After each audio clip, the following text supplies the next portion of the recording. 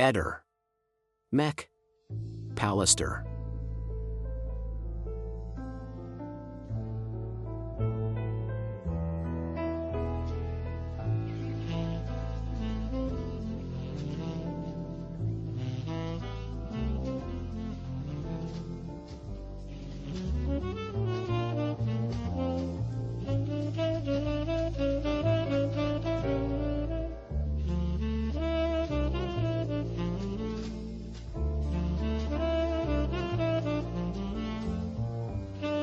Liliana passa vicino a questo cartello con le due frecce che è alto 1,65 più 4 di base, quindi 169 cm, e stamattina anche Silvia ha fatto una foto nei pressi di questo cartello.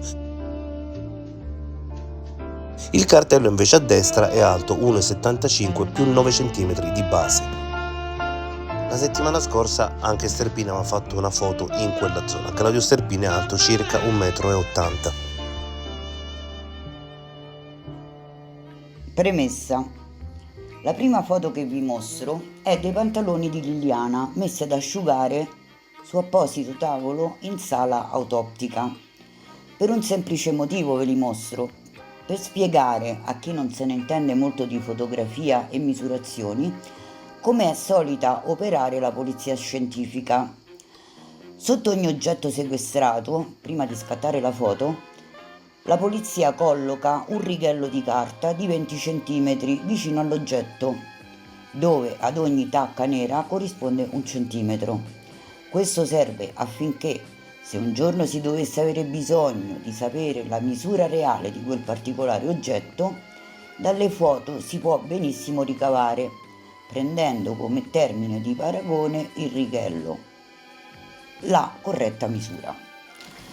In questo esempio, la prima foto a sinistra è la foto originale della polizia scientifica con il righello. In quella a destra, con un programma molto sofisticato di photo editing, ho copiato il righello e l'ho posto sul fondo dei pantaloni di Liliana per vedere quanto lo stesso misurava. In questo caso il fondo dei pantaloni misura 11 cm e mezzo circa. Usando questo stesso identico criterio, eseguirò delle misurazioni che vi illustrerò in seguito. Ovviamente non avrò foto a disposizione di Lilli che abbiano un righello posto vicino a lei, ma avendo delle misure precise di alcuni punti fissi collocati vicino al soggetto, si può ugualmente fare la proporzione e sapere quanto misura un certo oggetto o una persona in una foto. Piede Lilli tombino. Con questa immagine, tratta dai video delle telecamere della scuola di polizia, misuriamo il piede della persona che cammina lungo il marciapiede. Prendiamo come righello, quindi come termine di paragone fisso, il tombino, che è la parte più scura che si vede in quei due rettangoli, e il tombino misura in larghezza 58 cm. Misurando il tombino con Photoshop, i 58 cm corrispondono a 127 pixel. Ora, misurando il piede, sempre con Photoshop, la misura in pixel del piede è di 74.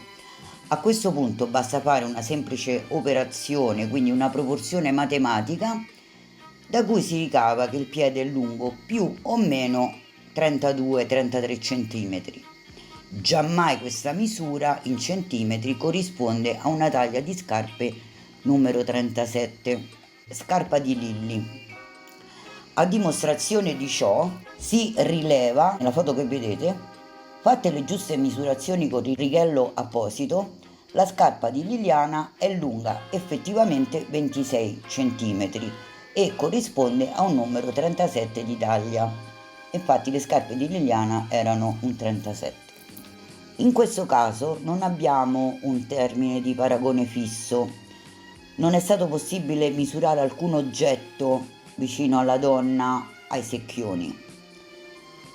Quello che ho potuto fare è confrontare la figura della schiena dell'uomo con quella della donna, stando gli stessi nella stessa posizione rispetto ai secchioni. Misurando le schiene è risultato che entrambe misurano 41 pixel, cioè la schiena della donna è di uguale misura rispetto a quella dell'uomo. Considerando che Liliana indossava una taglia 38 o 40, come descritto negli atti, sembra alquanto anomalo che le schiene abbiano la stessa misura. Quella di Liliana avrebbe dovuto essere molto più piccola. In questa foto Liliana è vestita esattamente con lo stesso giubbotto e gli stessi pantaloni con cui è stato ritrovato il suo cadavere. Le scarpe sono diverse. Come si può notare, la silhouette di Liliana è molto esile, le gambe magrissime. Si può notare anche in questa foto il colore del giubbotto rispetto ai pantaloni, che appaiono molto più scuri del giubbotto, non come poi si vede dalle immagini di videosorveglianza della scuola di polizia. Usando questo fotogramma sono riuscita a misurare il piede della persona che cammina e il fondo dei pantaloni. Avendo come punto di riferimento la colonna, che realmente misura 48 cm, che corrispondono a 49 pixel, facendo le dovute proporzioni centimetri-pixel, ottengo che il piede misura 33 cm e il fondo dei pantaloni 15 cm. Ottengo con questa altra misurazione la stessa lunghezza della scarpa di quella che avevo fatto vedere prima. Il fondo dei pantaloni invece non risulta essere di 11 cm come quelli ritrovati indosso a Liliana. Utile anche confrontare il colore del giubbotto rispetto ai pantaloni, che appaiono addirittura più chiari, mentre quelli che sono stati ritrovati erano neri. In queste due immagini Silvia si è prestata molto gentilmente, e la quale ringrazio di cuore, di posare per le foto, essendo lei della stessa altezza e della stessa corporatura di sua cugina Liliana. Quello che emerge è che la figura di Silvia non arriva affatto all'altezza di entrambi i cartelli. C'è uno scarto notevole. Paragonando la figura della persona attribuita a Liliana, che raggiunge, anzi addirittura supera, l'altezza del cartello. Quindi tra le due figure c'è una differenza notevole di altezza. Questa dimostrazione mette qualche dubbio in più, e già ce n'erano, sul fatto che quella che transita in piazzale Gioberti sia Liliana.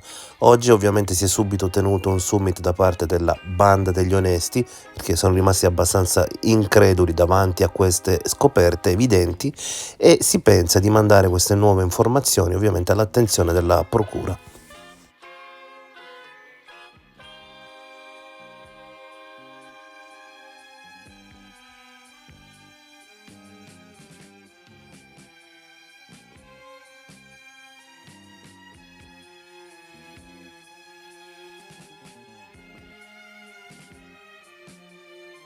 Ehi, non dimenticare di iscriverti a questo canale.